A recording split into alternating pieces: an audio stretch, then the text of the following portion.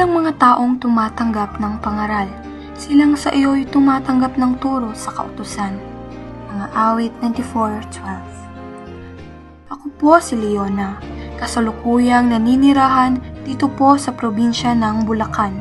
Kung papaano po ako hinango ng ating Panginoong Hesus sa lusak ng kasalanan, ang siya ko pong ibabahagi rito po sa Tanikalang Lagot.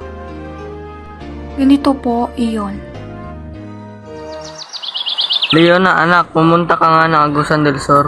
Pupunta po ako ng Agusan? Bakit? May problema po ba? Papang, ang rubber production natin doon? Oo, anak. May mga paparating pang mga punlan ng rubber sa Sabado. Dapat may titingin doon. Bakit hindi si ate at kuya Avelino ang inyong utusan? Sila ang dapat na may responsibilidad sa pagpapatakbo ng ating negosyo roon. Papang, sila ang nakakatanda kong kapatid. Sa'yo ko na nga ipinamahala ang lupa sa Agusan.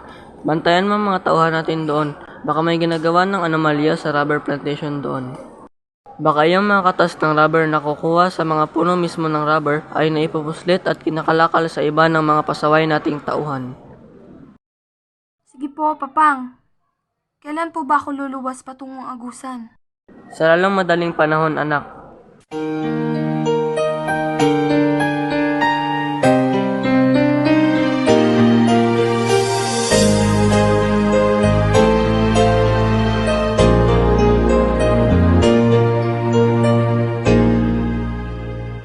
Papang!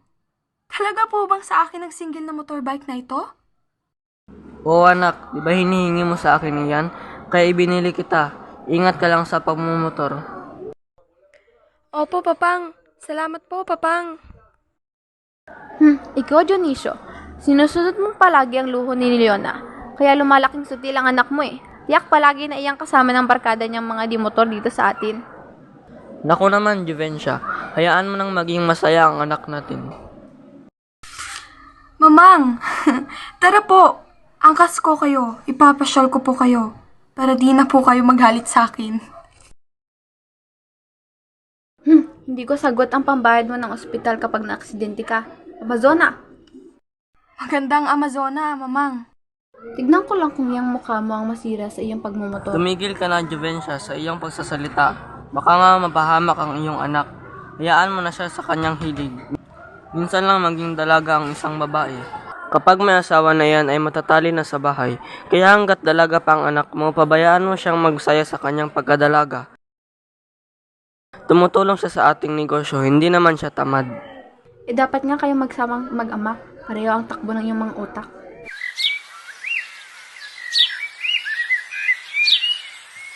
Si Mamang talaga. Super sungit. Palibhasa may pagkakastila. Dugo ng isang Kastila ang umiiral sa kanya at hindi ang dugong Pilipino. Kaya mata pobre, masungit, pasaway rin. Salamat na lang at hindi ako nagmana sa kanya. Hay, sarap talagang i-drive itong bagong motor ko.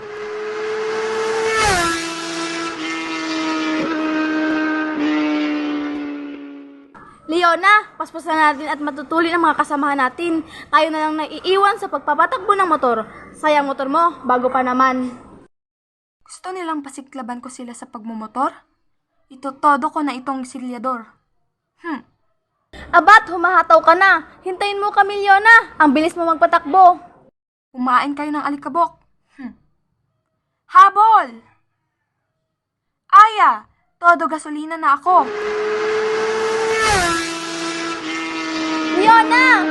Ha? Sasadsad ako sa buhanginan. Ah! Leona! Leona! Buhay ka pa ba? Are ko po ang braso ko. Namamanhid. Buhay pa ako, bruha ka. Tulungan mo ako.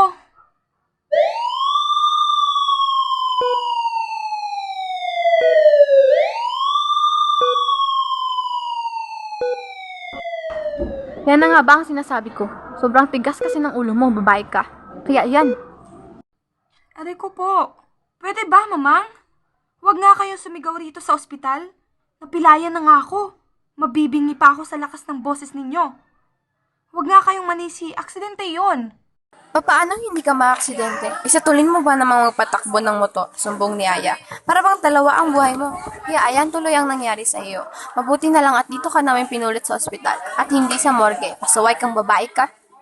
Ano ka ba naman, Juvencia? Tigilan mo ang anak mo. Huwag mo namang sermonan. Oh, ayan ka na naman. Magsama nga talaga kayong mag-ama. Parehong matigas ang ulo.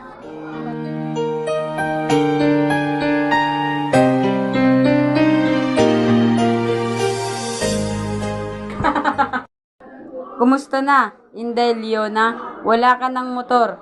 Bali pa ang iyong paa at pasa ang muka.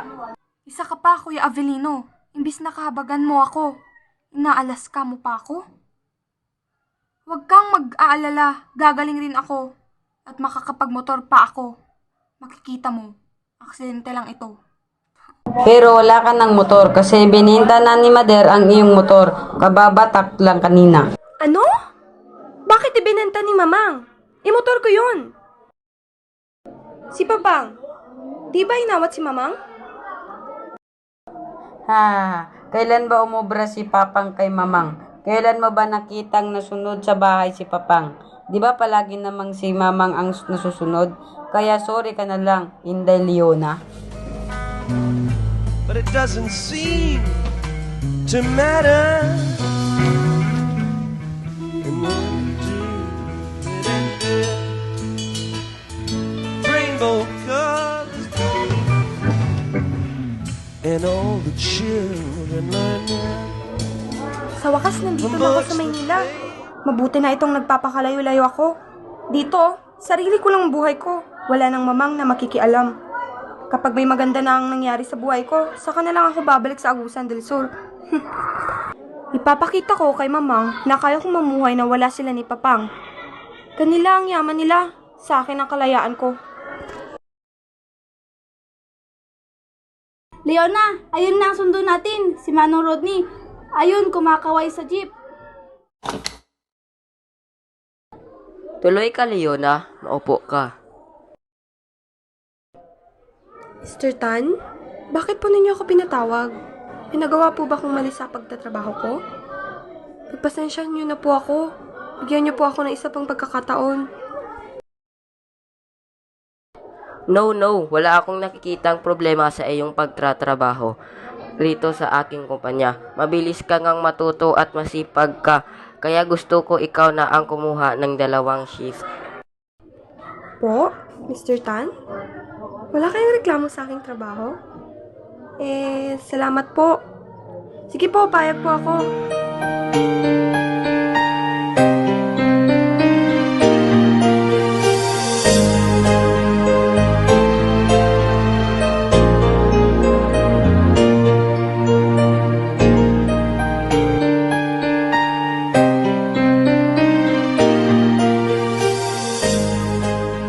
Masipag mo naman magtrabaho, kapitbahay. Parang may pinapakain kang isang batalyon. Bakit ka nakikialam? Anong paki mo sa akin? Naku, sorry miss. Na-offend ata kita.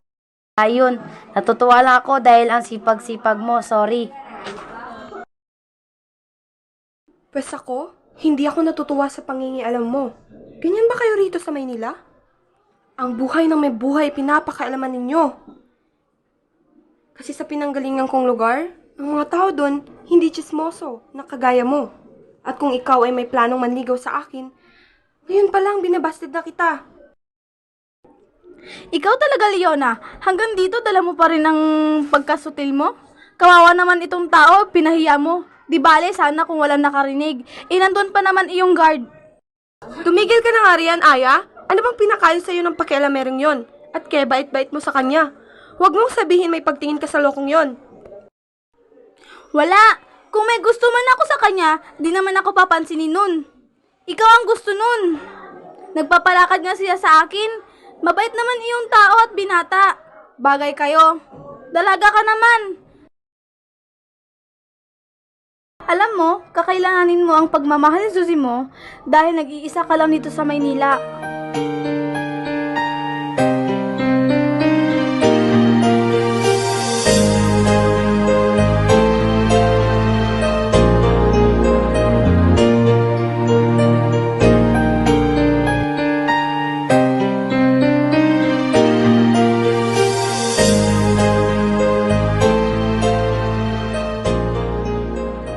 Minsan masama ang pakiramdam ko.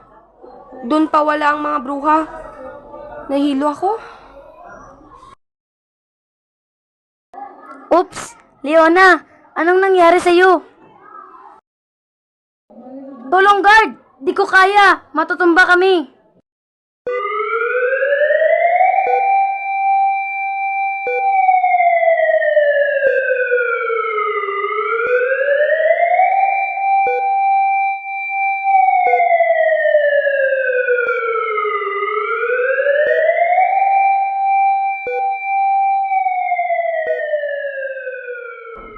Salamat sa tulong mo at nasalong mo ako, Zosimo.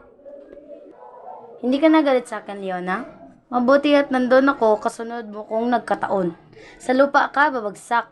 Alam mo bang inandyan talaga itong tadhana na sa mga bisig ko ikaw bumagsak?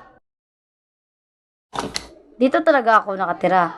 Matagal ko nang inipunan itong silid na ito. Dito tayo magsisimulang mamuhay bilang mag-asawa. Magsusumikap ako ng gusto para sa ating magiging anak.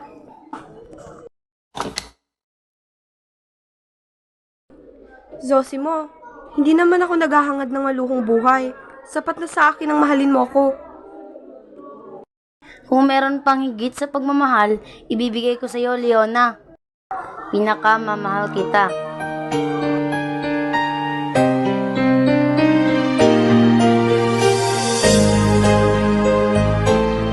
Ano bang nangyayari sa'yo? Tao ka at masama pala ang pakiramdam mo. Nagtrabaho ka pa. Sayang rin kasi ang kikitain ko, Leona. Pambili rin ito ng gatas ng anak natin.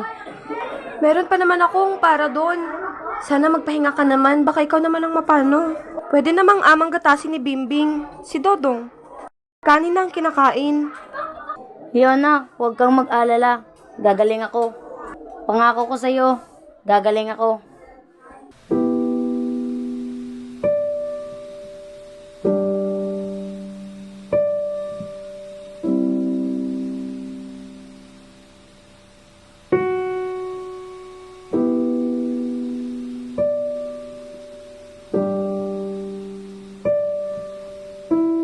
Zosimo, akala ko matatagalan pa ang ating pagsasama. Sabi mo sa akin, gusto mo pang makita ang mga apo mo kay Dodong. Gusto mo pang makitang ikakasal si Bimbing. Pero bakit iniwan mo na kami?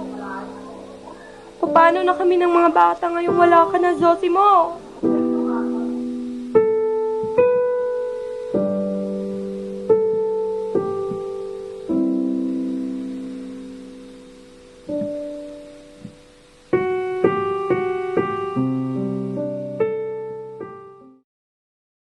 Leona, gaya mo rin akong biyoda, maliliit pa ang mga anak ko nang mamatay si Sirgon ko. Pero nakayanan ko itong lahat dahil sa Diyos. Siya ang nagbigay sa akin ng pag-asang buhay na buhay kung kaya't napagtagumpayan ko ang lahat ng pagsubok sa aking buhay. Nana Rosa, totoo po bang may Diyos na buhay? Meron, Leona, subukan mong dumalo sa gawain sa linggo, mapapatunayan mo ang Diyos na aking sinasamba ay buhay na buhay. Magtiwala ka lamang sa Kanya.